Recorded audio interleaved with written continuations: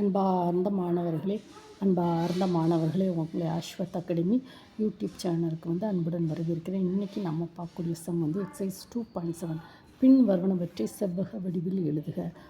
cos of pi by 6 plus I sin pi by 6 cos pi by 12 plus I sin pi by 12. இந்த ப்ராப்ளத்துக்கு முதல்ல இந்த ஃபார்முலாவை நம்ம படித்து வச்சுருக்கணுமா பாருங்கள். cos of theta 1 plus I sin theta 1 cos theta 2 plus I sin theta 2 equal to cos of theta 1 plus theta 2 plus I sin theta 1 plus theta 2.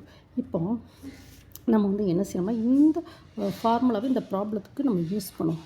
cos pi by 6 plus I sin pi by 6 cos pi by 12 plus I sin pi by 12, that is equal to cos of pi by 6 plus pi by 12 plus I sin pi by 6 plus pi by 12.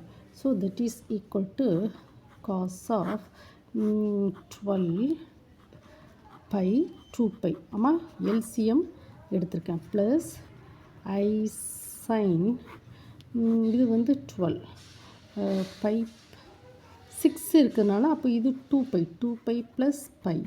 So that is equal to cos of 3 pi by 12 I sin 3 pi by 12. So that is equal to cos of pi by 4 I sin pi by 4. So that is cos pi by 4க்கு value என்னமா 1 by root 2 plus I sinக்கு pi by 4 1 by root 2. So that is equal to 1 by root 2 common எடுத்துட்டு 1 plus I. இதுதான் செவ்வக வடிவில் எழுதுகிறோம். ஓகேவாம்மா? இந்த ப்ராப்ளத்தை 1 டைம் 2 டைம் ஓட விட்டு படிங்கம்மா. இந்த ப்ராப்ளம் உங்களுக்கு பிடிச்சிருந்தால் லைக் பண்ணுங்கள், ஷேர் பண்ணுங்கள், சப்ஸ்கிரைப் பண்ணுங்கள். Thank you student.